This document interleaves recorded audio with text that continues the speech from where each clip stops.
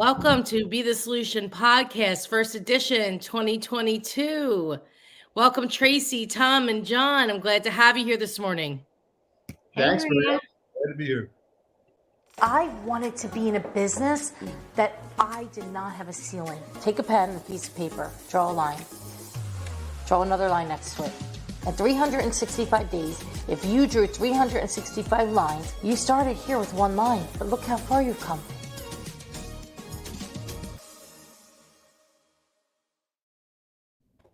Happy 2022, everybody. Thank you. Same to you. Great to see you all. I'm so excited to talk with you, Tracy, Tom, and John, all from the How Group at Compass Real Estate. How we doing? How we starting the year out? Positive with a bang. You have a word this year? Yeah, the word is true. True? True. What does that mean? True. No, It's my personal word. Yes. True is following my path and not somebody else's, right? Being authentic, working hard, and not, measuring myself to somebody else's yardstick. So I'm going to stay true to me and keep it in the right direction. I like that, Tom. John or Tracy, do you have your word? I got two: focus and attention. They kind of go together. I'm trying to train myself to bring my attention to what I really want to focus on: business, family, lifestyle. And just bring that attention so I can fulfill it to the most. That's great. Nice. What's your number one focus? Right now, business still. So busy with my clients, taking care of them. It's a carryover from last year, the busy market, and it hasn't slowed down at all for me. So the focus is on first thing in the morning, taking care of the clients, and then maybe a little exercise after that, a little biking. Biking, I hope it's indoors. You got a Peloton? I have a smart trainer. Oh, good. Good for you. What about you, Tracy? Do you have a word? I would say my word is growth. I am really concentrating on personal growth and business growth this year, along with the growth of our team. So just really spending time thinking about how to set that growth up for success. Awesome. So what does the team look like today, and where do you hope to go through this year?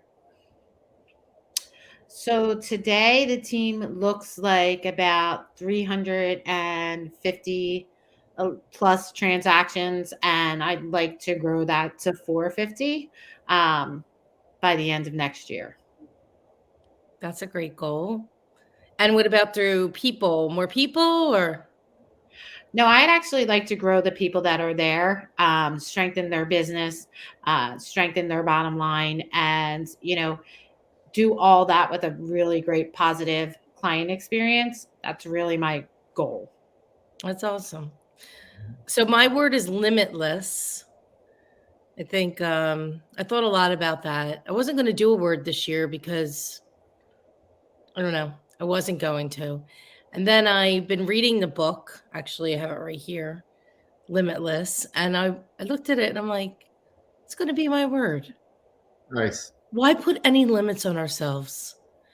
We often tend to overestimate what we could do in 1 year and underestimate what we can do in 5 or 10.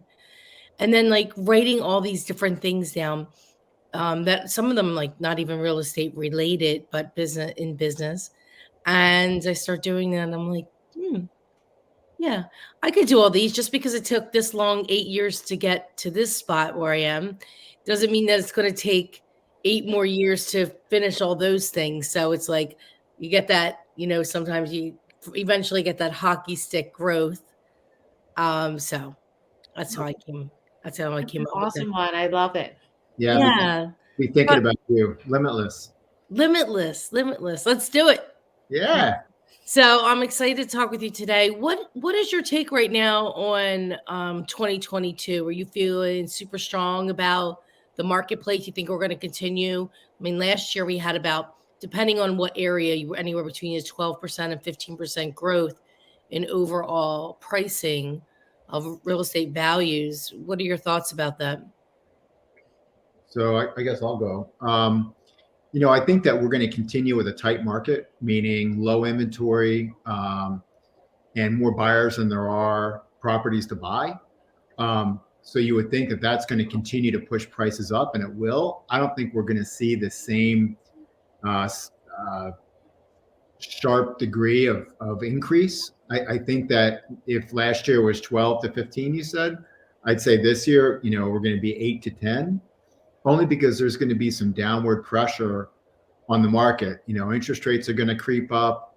And I think that prices have risen so fast, you get to a point, a buyer cries uncle. They go, I just can't, I want to buy the house. I just can't afford this. So there are going to be people that are going to be pulling themselves out of the market, or at least out of a specific price range, because they just can't do it. They can't make that number work.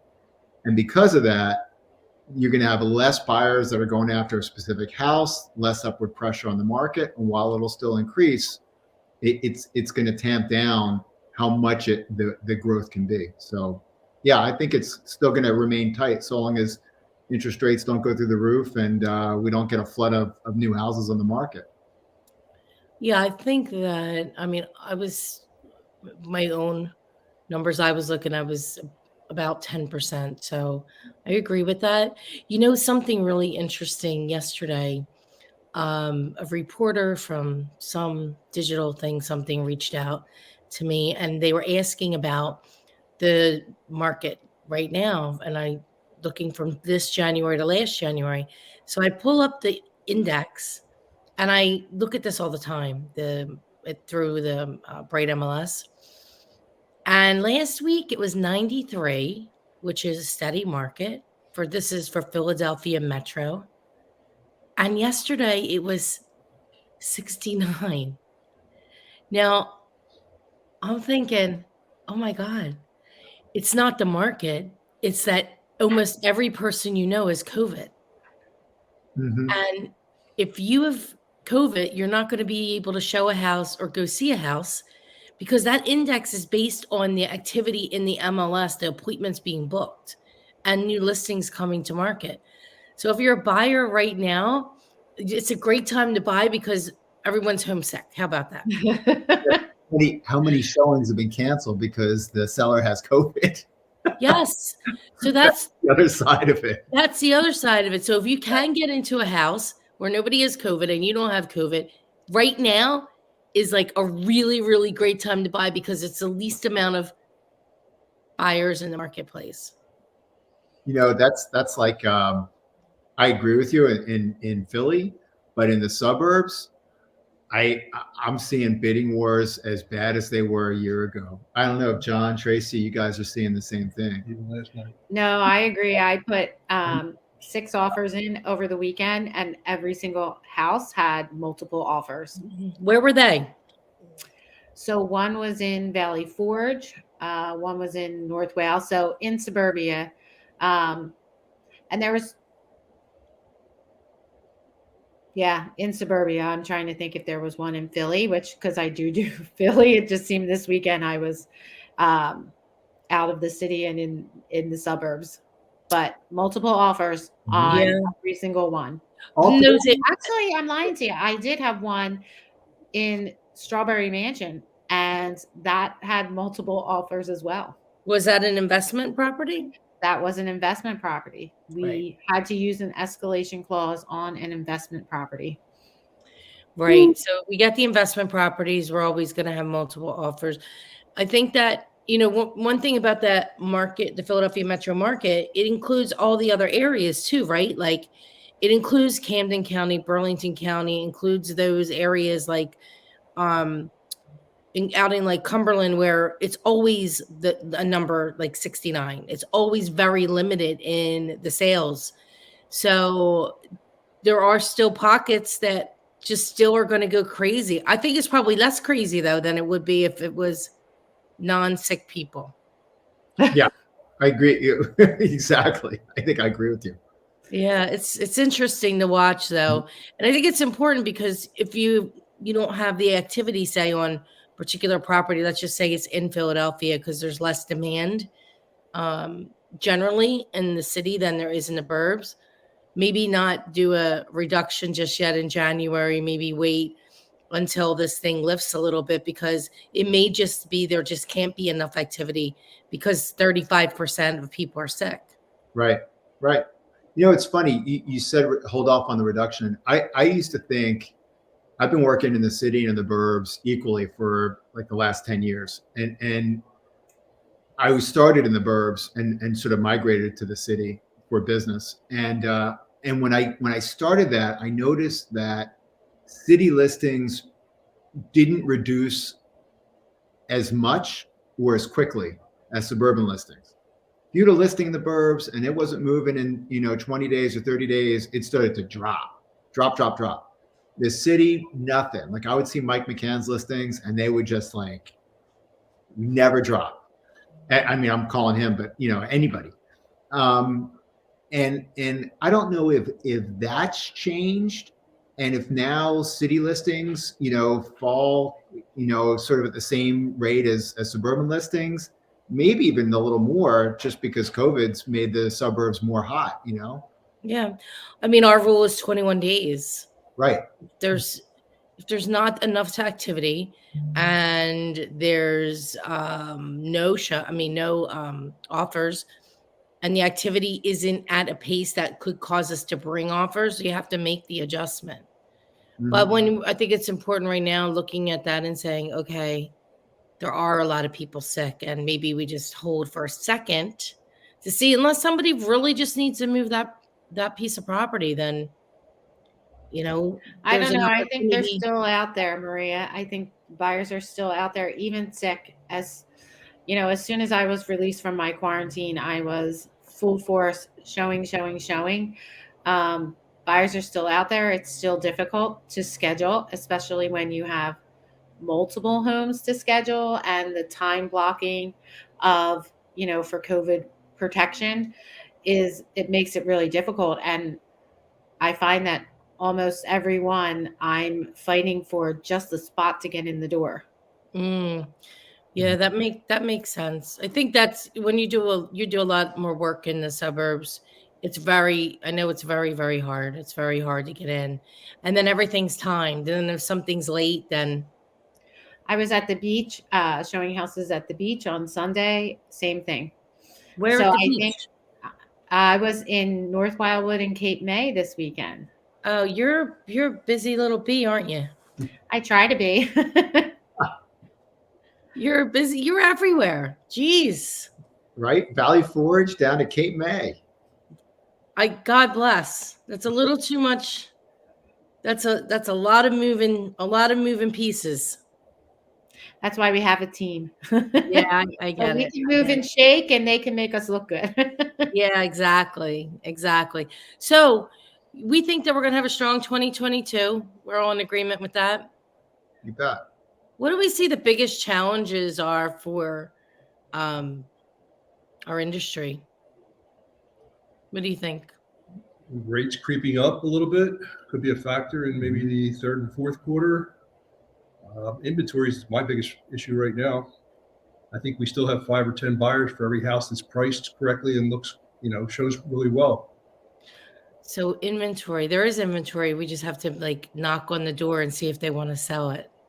Yeah, I love that. That's exactly right. Right?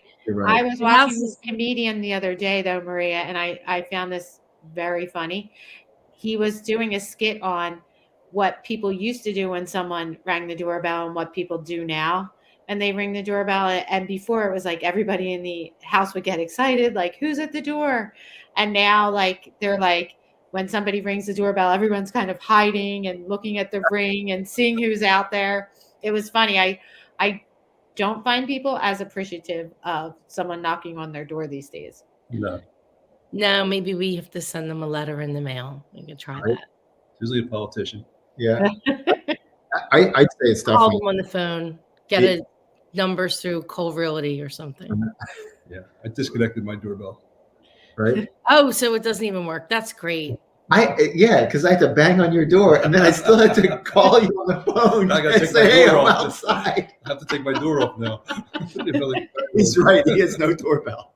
Oh my gosh. So So you all have an interesting story how you got together. we do. So it was 2014, and I was at Berkshire Hathaway, and Tracy kept giving me a call. Actually, her brother and Tracy kept calling me. Brother Gary Jonas is the heads everything in the Howe Group, and Tracy and Gary called and said, "Hey, we want to form a brokerage. The Howe Group is, we're a developer. We've got property management. We've got, new construction. One thing we don't have is a brokerage, and we want to start one." So Tracy said, "We want, you to come on, and we have a third partner, John Krause, who used to run a brokerage too, a Century 21 franchise, in Manayunk, and we want to start something." And I'm like, no way, forget about it. I'm happy on the main line. She kept calling, and finally, like after 4 or 5 months, I sat with her and her brother at the U.S. Hotel in Manayunk, and they're like, "We can do it." And Tracy pulled out the sheet. She's like, "Look what you can make if you go with us, as opposed to staying where you are." And I kind of went, she's got a point. So, we threw our hat in the ring together, and the three of us started it in 2015 in like a little office, and we grew it. And next thing you know, we had like 20 agents and, and staff and operations team, and we're a great little engine. So, I mean, that's going pretty quick, like quick. It was all perfect. Everything you just waved a magic wand and poof, here you are. That's it. All right, John, Tracy. That's how it needs to look, right? Seamless. Wow. That's right. Through that though, there had to be some trials and tribulations that you came up with to get where you are, unless you were just also amazingly great. And because we know that to get to success, we have to fail. What were some of the things that you had to work through as a group to move forward? I think really one of the big things was deciding to leave our comfort zones of where we were, and take that first step in saying, okay, I'm going to do this. I'm going to leave where I'm comfortable. And I think most of us were happy where we were. And so understanding that taking a leap of faith and growing together could be a positive thing, was really the biggest hurdle that for me, that making that decision to start our own brokerage. And then just getting the guys to agree to come along for the ride but I feel like when we started, we kind of said, hey, what is our goal here? Other than just growth. And our goal was to create an environment where all of the things that you hate about your job were kind of solved. So we took all the problems and put a system together to solve those problems for people, to let them focus on, their client interaction instead of their paperwork and all of those kind of things. Although we do oversee our paperwork, we, just building a team that supports each other and supports, being able to take a vacation without being on your phone the whole time. All of those kind of things were important to us. And so, it wasn't a seamless, hey, this is how this is going to go. Even for John and Tom, who've never had an assistant before, what a struggle to get them to wrap their mind around letting someone else do something for you, because you're so used to doing everything for yourself. But you know what? You can generate a lot more business when you're focusing on the high dollar return tasks, like connecting with clients and outreach, instead of, coordinating a sign installation or writing, listing copy or taking measurements for room dimensions and all those other rote tasks that, we were able to have our ops team do, so we could focus on the bigger things that is generating business. Absolutely. Couldn't agree with you all more on that. I entered the industry 18 years ago, and I said to myself, this is the stupidest business I've ever seen in my life. How can one person actually do all these things well? And that was I think back, if you think back like a while ago, people did everything themselves.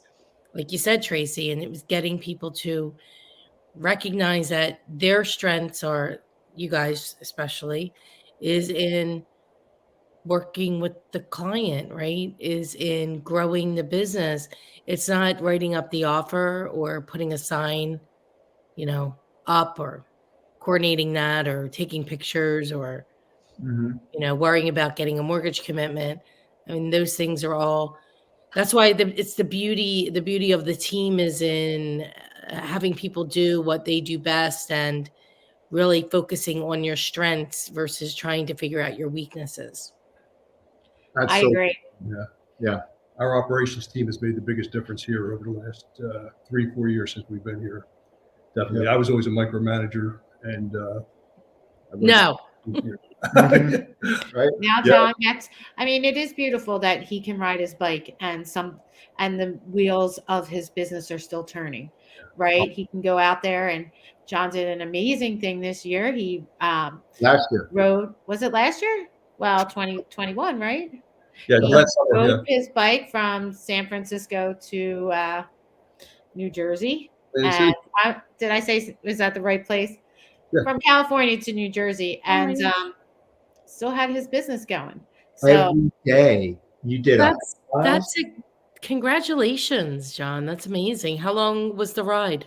It was a 45-day ride, 42 days of riding, 3 days off, 90 to 100 miles a day, San Francisco, Atlantic City, 3,800 miles total. 3 of us did it, and we raised $250,000 for Big Brothers and Big Sisters. Wow. God bless. So That's a terrific ride. How many miles a day? Inspirational. Between 90 and 100. Some days 120, some days 80 through the Rockies. The mountain days we did a little less than 100. I mean, if that isn't like, that's just mind blowing to me. But the point is, I felt relaxed that the business was taken care of, and it didn't skip a beat with our operations team. It was just amazing people behind the scenes, right? Yeah. Allowed you to probably do something that meant the world to you. Yeah, it did. Yeah, it was great.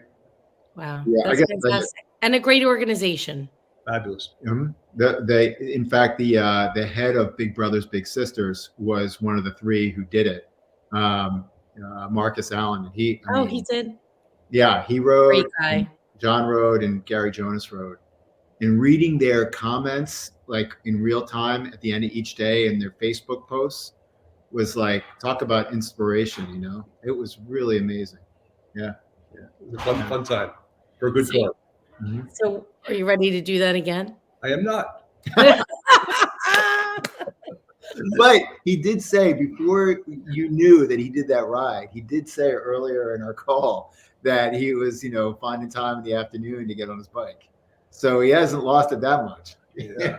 Well, you want to keep fit and you want to keep strong. So yeah, that's what being part of a team is, like being able to enjoy your passion and being able to enjoy your family and have things still running smoothly the way that they should. Yeah, it's part of it. Everybody deserves that. That keeps your mind strong. For sure. I agree. I believed in the team concept since I entered the industry 18 years ago. So it's funny because we do joke about some of the agents that are on our team that were never not on a team. And we're like, some of these guys have no idea what it's like to be, a one-man show. Mm-hmm. No, I mean, it's interesting because when we bring new people into our office, we especially like working with folks that have been in the industry for a year or 2 who were solo, because they see the value that the team environment brings with not just only, having clients to work with, which is great, right? When you bring a lot of opportunities, I hate to call people leads, opportunities through the door. And then all the support you get on the back end of it with the marketing and advertising and contract to close, and allows you to, either more time to do more work with more clients, or more time to spend with family, or going on a 45-day bike ride. So Maria, which in your, excuse me, Trace, in your 18 years, you are involved in a great team, an amazing team that's grown, through a lot of transactions and a lot of real estate. Which is easier or more fulfilling for you, when you bring on somebody that's been in the business for a year or two, or somebody who's been in the business, 10 plus years? Like which is an easier, transition to your group? I think generally it depends on the person and their mindset. It depends on where they are in their career. Where the first 10 years, like, well, I'm working in real estate, but maybe I'm working 20 hours a week, and I really want to now, my kids are grown, and I really want now to really focus on being a listing broker, and I want to double what I'm doing because now I have the time. Is one person. And then another person is, hey, I've never been in real estate. I was a nurse, and I don't want to be a nurse anymore, because we know why a lot of nurses don't want to be nurses anymore. Many years in the business, I think a lot of people, a lot of health practitioners have had a tough time over the last couple of years. So they'll come into the business brand new with a different approach, with a different look at it. They already have a heart of a servant. So they're also, it's inspiring to take somebody from another career who has been very successful in that business, and walk alongside of them in the real estate journey. Interesting. Yeah, we love new people. Yeah. You can train them, and teach the way that's worked right for you and your group. Yeah. Yeah. I've been really good at in bringing new people in and developing them, and now we've created some different things for agents as they grow in the business, different levels, so to speak, and a lot of cool, exciting stuff for this year. But it's fun, I've worked in the industry a long time, and sold a lot of real estate, and now focusing on helping a lot of people be able to sell a lot of real estate. So I find that to be really fun. To you've been there, you've done that, right? But when you can share with others, some things that have worked for you, and watch it catch, and watch them kind of like the light bulb goes off, and then you see the results happen, 6 months later, that's really fun. That's cool. And you go, wow.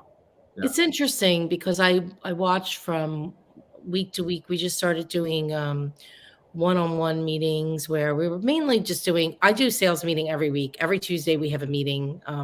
We were doing Tuesday and Thursdays. I kind of switched things up for this year. But one was a training day and sales meeting day. But doing the one-on-ones, watching people each week, just focusing on, here's what we're going to focus on from this week to this week. Let's see where we are. Let's see if we were able to move the needle. Because like I said in the introduction to the podcast, all we're trying to do every single day is draw a line and draw a line and draw a line. And that line represents getting that little tiny bit better over a day, over then take the lines and they add up a week, and then a month, and then a year. And you look back in a year and you say, my gosh, look how much I've grown. But it started with the daily activity and the daily action that needed to be taken and focused on.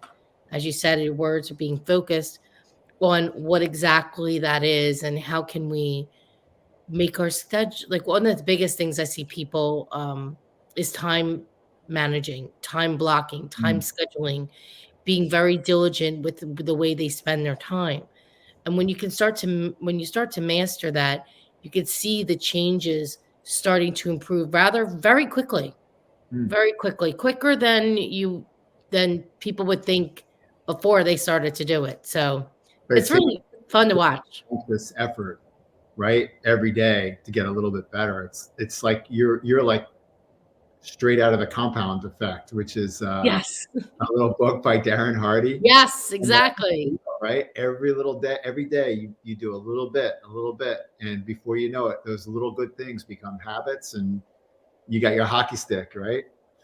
It's Yeah, funny because time blocking is one of my strong beliefs. And, when I try and explain it to people, and it's funny to hear, well, my phone's going to ring, or someone's going to think I'm not around, or, and so it is a mindset that they have to build. And, this is a real industry where no one's really looking over your shoulder and saying, what did you do at 9? What did you do at 10? Where is, your work at the end of the day?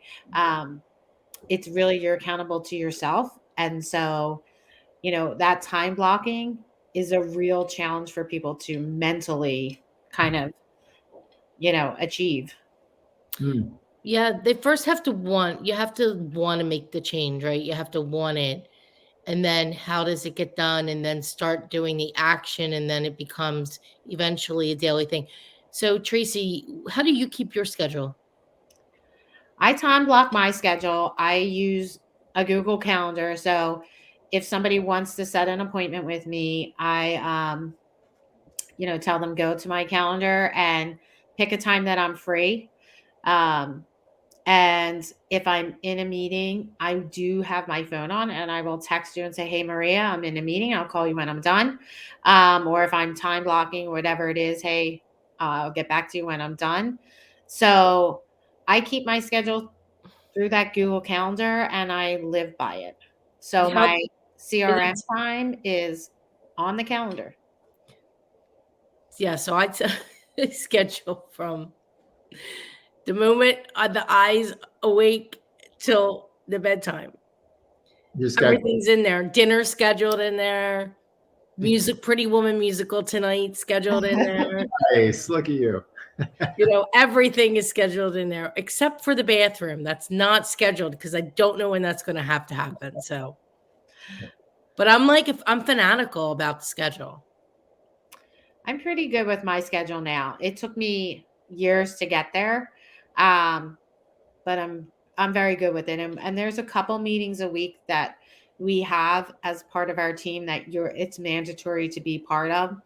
And just seeing the growth of people accepting that time frame and being true to it is, I think, one of the biggest hurdles, because they see then if they can be true to that meeting, they can be true to the other commitments that they make.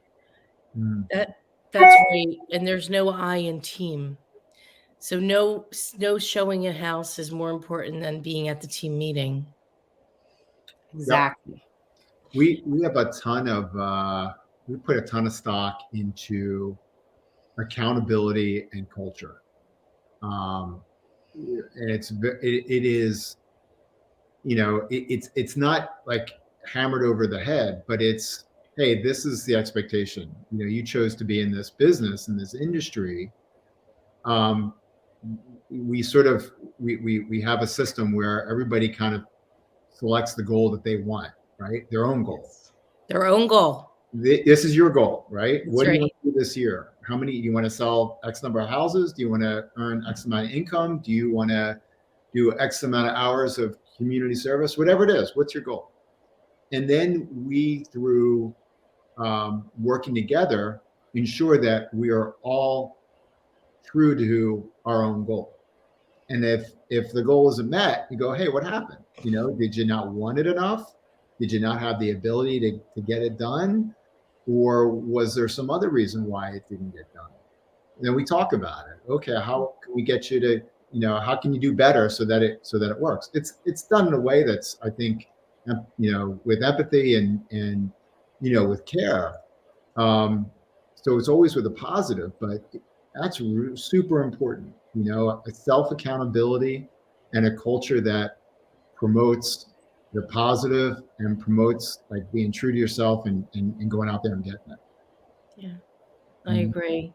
So the self-realization. So it's like what got in the way. Most of the time it's something personal. Yeah.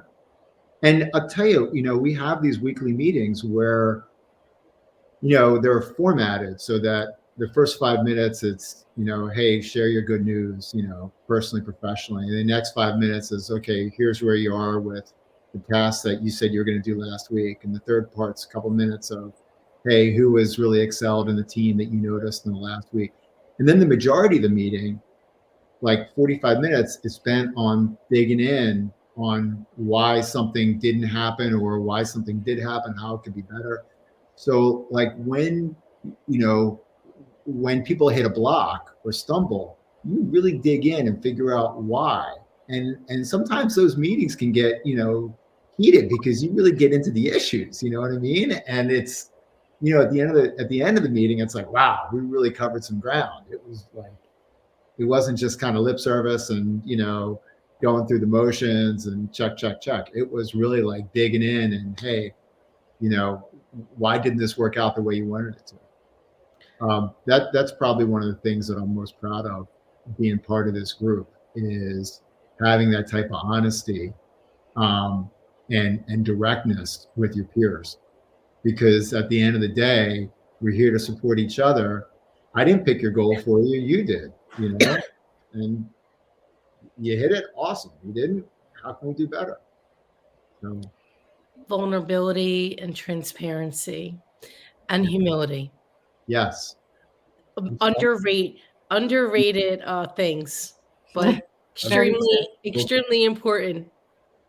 I was just thinking while Tom was talking that every other agency I've been with prior to the How Group, we were always hammering company goals at every meeting.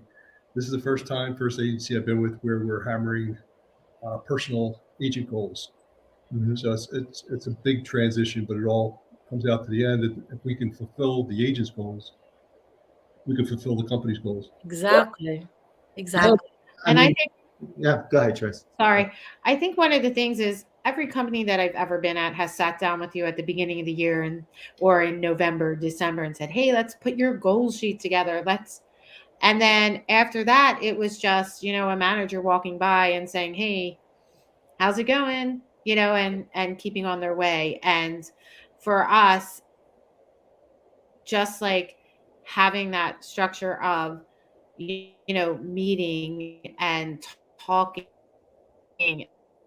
and consistently discussing our goals keeps people's eye on that and keeps their heart in it, and making it fun for them to do some of the things that they don't like to do or to really look at themselves is one of the things that I'm most proud of, is that I feel like we have an incredible system and we have a fun, good time with each other.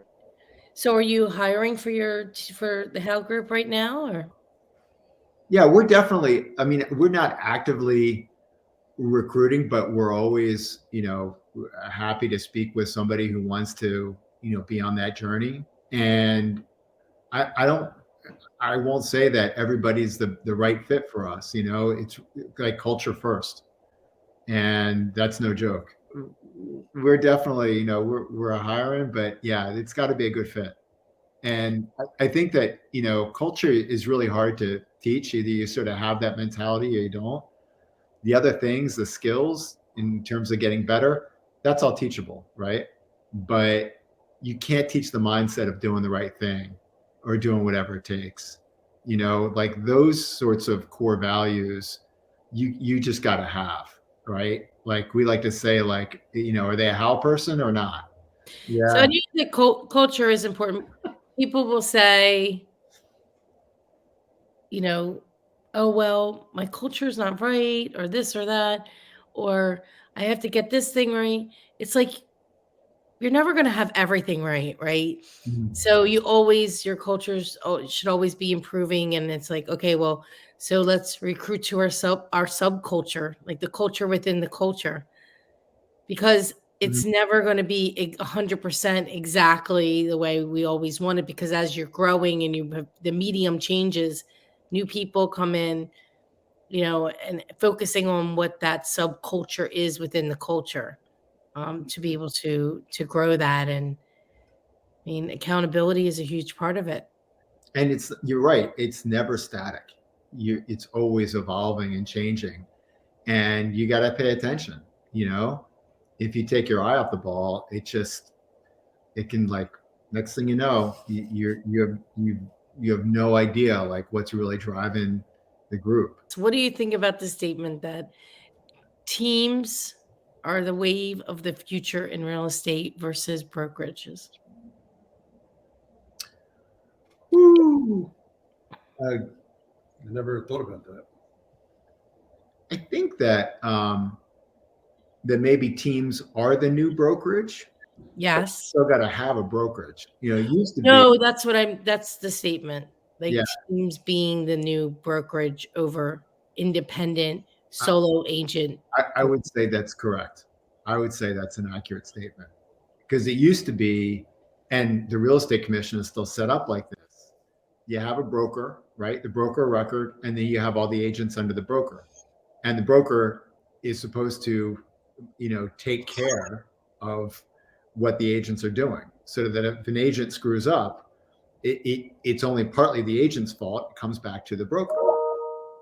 But in this case, you're right. The teams are sort of usurping that model. So instead of one broker and 50 individual people sort of being corralled by the broker, you've got 5 teams of 10 people each. So maybe I don't think I'm good. I'm gonna try and get in off my phone. Okay. We're here when you're ready. But anyways, I think that I think you're right. The teams have become the new broker, right? The new brokerage. But I guess let me ask you a question.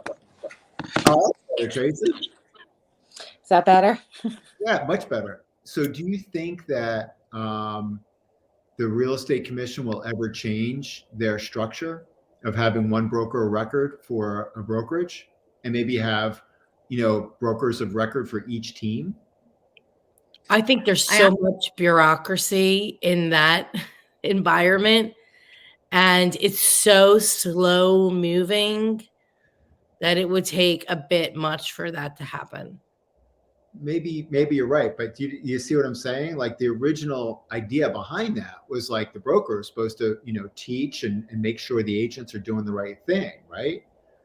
But that became so decentralized, and now you have teams for the most part that are smaller than the original brokerages are, but each team leader now has that sort of same responsibility that the broker used to have. Those team leaders are like making sure that the people under them are doing the right thing and are following the rules. And if they aren't following the rules, it comes back to the team lead who we didn't set them up properly. And that's why I think that the teams work so well. Mm-hmm. Yeah, I look at it a little differently, Tom. I look at it like, hey, brokerages have grown. When we first started and I went to work for my first time with John Krause, there was 10 of us in the office, and he was able to give us hands-on training and, time. Brokerages have grown in size so greatly that there's almost a need inside for more people to stand up and say, hey, I'm going to help this group of people. I'm going to work together. But for me, having a team and also having the strength of the brokerage behind us is, I think, an amazing asset. So I don't know if I'd want to whittle it down any.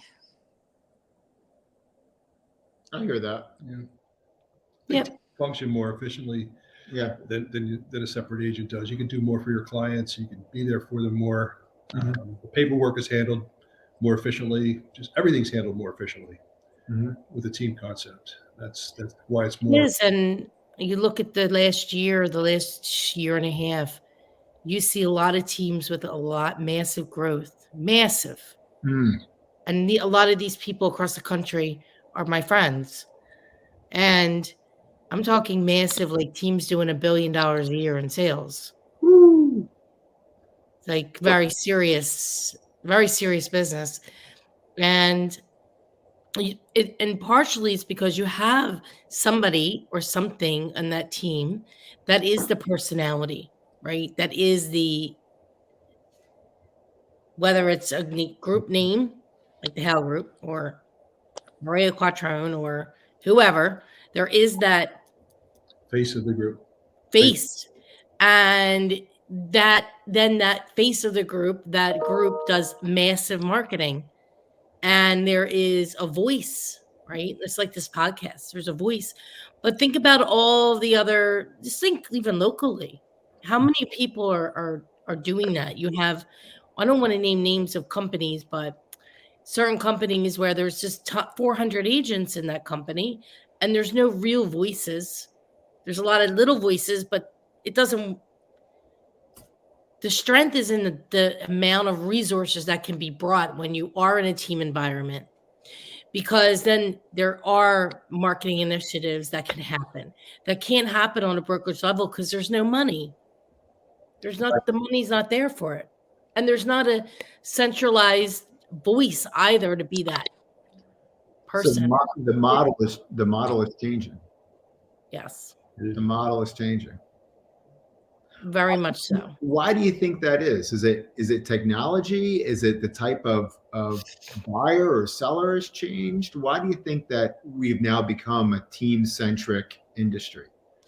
I think it's because a team model is profitable when run properly. I mean, my office, even though I own the Remax, we're a team office.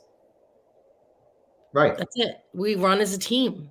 Right. That means that I don't, I never understood it. 18 years, walked in the door. Why is it that I'm an agent and you're an agent over here, 5 feet from me, and you're another agent over here, and we're all competing to call the expired listing? And we all have to make up our own listing presentation. And we all have to have our own contract to close person.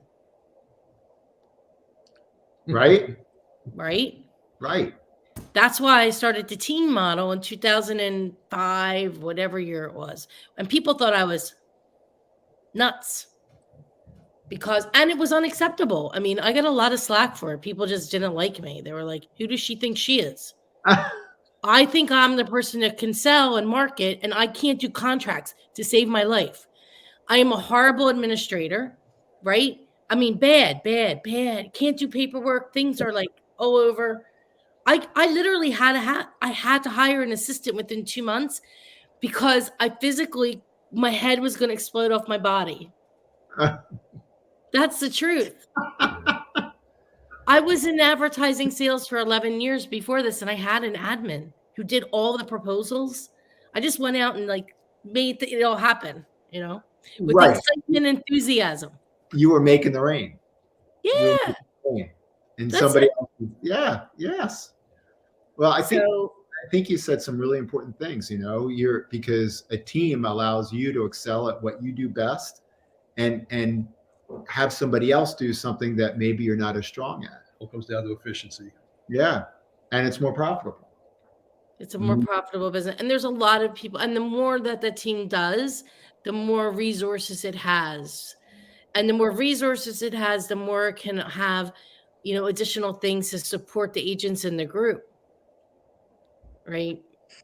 So I think there's a lot to be said about them, and watching closely over the last year and a half. It's super amazing to see the growth of all these people. And I'm really excited about it. And it's fun. It's good stuff. There's so many things that we can do in our industry. I started this podcast in April 1st, 2020 because of the pandemic, and having folks like you on and just sharing with each other, because this is like, hey, we're having a cup of coffee. Yes. You're at the office. I don't know where Tracy is. Is she home? I'm at home. Yeah, I'm at home right now because the IT people are fixing stuff. But yeah, we could do this, right? And we weren't able to do this. I mean, we just have to go out before, go to this event, go to that event, which, by the way, I love to do. But when we were all sitting in the house, I mean, at least I was sitting in the house for 10 weeks that we were closed. I had to come up with something. We came up with this idea, and to share and and then, this people can watch it and hopefully learn from it. I mean, there's been like a lot of really great learning experiences on the podcast. And I love that you do this podcast. I really do. When I bumped into you last month, I was so like I had to come over and say hello and give you props for this, because what you do says, hey, we're all in this together. The pie's big enough for all of us. Yeah, we're all in the same business. We're all working hard to advance whatever our goal is, but the pie is big enough that we can all share it and enjoy it and swap stories and get better with each other, get better from each other. I mean, and the sheer number of people and organizations that you've been able to interact with and share with and learn from, that's that's awesome, and we all benefit from it. So thank you. Thank you for saying that. And I am happy we banged into each other. It was a good conversation. Yeah, it was. It was. So do you know, somebody called me, very successful team leader locally, and they asked me about like the different advertising I do and this and that. And I said, well, I'm happy to share. And I give him all the information. And he's like, why would you do that? I said, because we're all the same, and the pie is big enough for the right people in the business. And do you know, last year, through, I think it was October, I calculated there were $3 billion in fee that we were able to get a piece of the pie in the Philadelphia metro market. $3 billion. Wow. With a B. With a B. Like some ridiculous amount of money. And I shared it with the agents in my company. I said, now, what are we going to do? Right. I mean, the business is everywhere. It's everywhere. And thinking of real estate as a vehicle to your goals. And it allows you to be whatever it is that you want. And it could be commercial, residential, leasing, selling condos, selling new construction, which you guys do a heck of a great job at doing. It could be anything. It could be anywhere. It can be, businesses opened because of your real estate. We just opened a mortgage. I bought a Motto mortgage franchise. We opened last week. Congrats. Yeah. Pre-approvals this week. It's like, so, right. I said to the agents yesterday, I said, I'm in the same boat as you. And they look at me. I said, I'm starting at zero. There was a day when all of us started at zero. We all did. We all had no houses ever sold. No other, like for us, so no mortgages yet sold. We're working on. Maria, question for you. What was your first house? What was the first house you listed or you sold? I sold the house on 6th Street. It was on the 6th and Bainbridge, the second house in. My friend bought it. It was $399. Right. I closed March 31st. I think I had the license like March something. You knew the house, the date, and the price. All right. So second house. Right. 523 Pine. We're gonna go through 1,000 here. I saw the quadplex. No idea what multifamily meant. $1,025,000. The people called on the phone. They said, "Oh, I'm looking at this house. I saw the sign at 10th and Pine, 10th and Spruce." I said, that one sold, but I have another one. And they're like, "Oh," I said, "I can show it to you." So I met them, two doctors, doctor and doctor, older folks who had money sitting around. And we showed it, and it was a great, beautiful building, 4 units, $1,025,000. That was that. Second. Yeah, and I was still working in advertising. I was still working at the radio station for the first year because, I was making a pretty decent salary, and I lived by myself, and I had to support myself. So I said, all right, let's get this going. And I just worked and worked and worked and worked. And then February 5th, 2005, I left that, and that's that. I love it. What's your first house? 5700 North Woodstock on LaSalle's campus.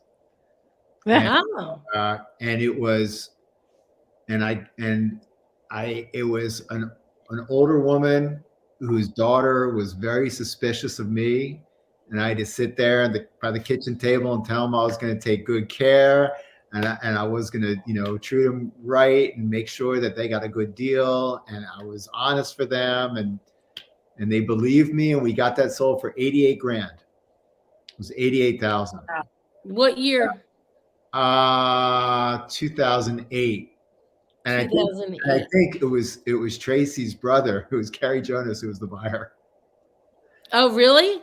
Gary came to me, he said, Tommy, I went to LaSalle and they got a problem because there's no student housing. That's right. Nearby. I commuted from Roxborough every day. And if I had lived on campus, it would have been a lot easier. So let's draw a map right with like 6 blocks right around LaSalle. And I want to see who we can sell, who we can buy that lives in there.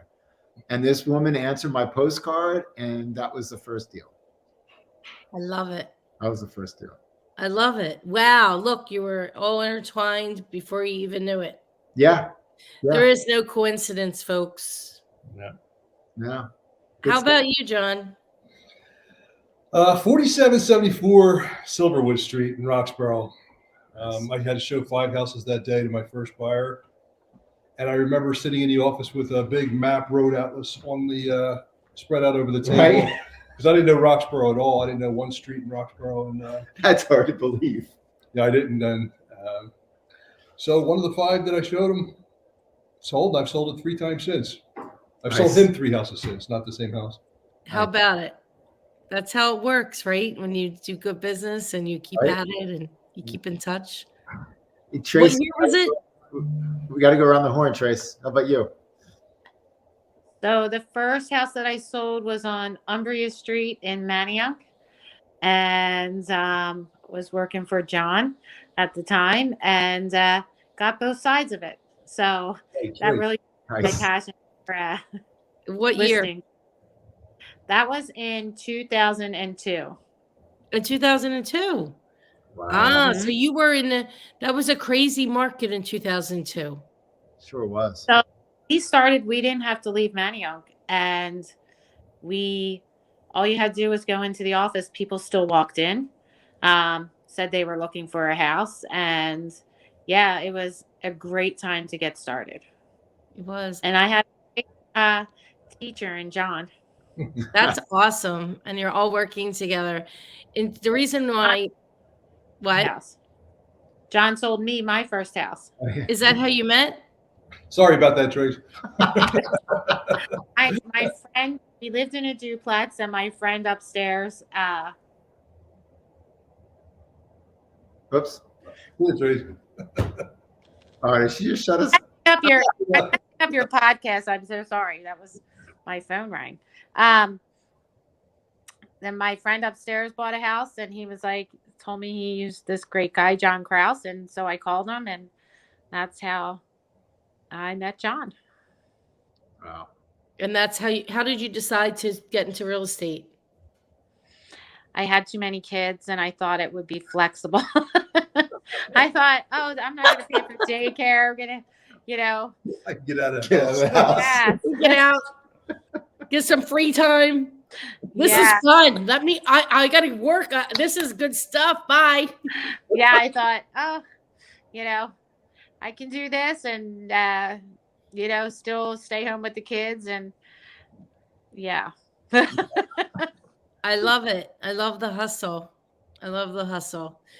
Yeah, 2002, I sold a property I bought in 2003, I think I sold it. I only had it for a couple of years, but I was a FSBO. I wasn't in the industry. Buying a FSBO, and I don't know how it closed. And it was a 10th and Spruce, a condo, and I bought it for 108. And in 2 years later, I sold it for 220 something. And I remember seeing the market. I'm like, oh my God, this is crazy. It keeps going up. And this is the back, this was with this city paper and Philly Weekly. You have to look in there. Mm-hmm. No internet. No internet. I totally remember city paper. Oh Do you my remember like search? I used to God. search in Come there. on, Looking, Basics, I right? remember when I was looking for a house, John Krause would come by and put listings he printed from the MLS in my mailbox every day. And that's how I saw what was out there. yeah, that was definitely harder then to work than today. Yeah. You get like the book, Yeah. the new listings book. Yeah. Yeah. And then print out 20 listings on a printer, put them in a large envelope, put an 83-cent stamp on it, and send it to my buyers. Did that all day long. Oh my God. So crazy. And you survived it. Look at you now. Not too long ago. That was just 2001. Yeah. Yeah. 20 years. Look how much has changed. But look how much has stayed the same. Right. Because it's all about people and relationships, right? Isn't that the truth? That's really the truth. Technology is not going to replace the human interaction. At least, hopefully, not in our lifetime. No, and technology is crazy right now. Like sometimes we think we can depend on it. And today, like the people next door are building a new house. So they just knocked out our internet. And that's I think what happens when I was so like you still need that personal be able to be in front of people and not always depend on technology. Not always depend on it. Exactly. So what is some good advice that you would like to leave our guests with? I would say for me, it's find a place where you feel like you belong and that you're part of, and you respect the people that you work with and look up to them, and they respect you back. And then you'll find the right place to grow. It's just like all the right nutrients are around you, and you can grow there. Wow. Good mic drop. I'm copying that. Man, I love that, Tracy. That was beautiful. Thank you. Great. It was good. Prepared there. I didn't. Go ahead. Yeah, that was great. I second it straight up. Don't change That's a thing. you got a good 30-second elevator pitch, Yeah. so to speak. Very concise. Yep. Tom, John. My motto has always been to listen to my clients. Go into a house for a listing and do more listening than talking first. Mhm. Seeing what their needs are, and same with the buyer. Listen to them.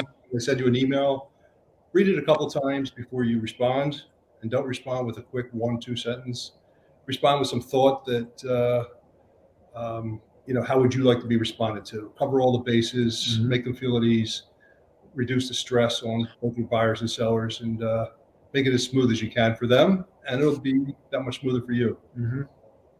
Leave the drama at home. Right. Yeah. Tom? Do the right thing. Do whatever it takes. Be decisive.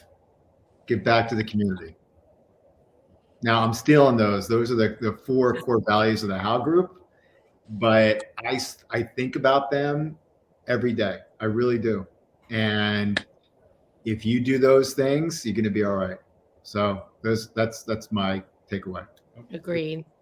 Mhm. It's been awesome to talk with you all today. I'm really happy that we got to do this, and I wish you all the best in 2022, and I hope that you make your number. You said you want to do 450 sides. Yes, that's what I'd like to do. Awesome. Thank you so That's much. great. That's great. It's been awesome, and please keep in touch, and hopefully we'll see each other all in person soon. You got Thanks, Maria. Thank it. you. Bye-bye. Happy to have you. Blessed and grateful. Have a Happy great New one. Year. Bye-bye. Good luck. Bye-bye.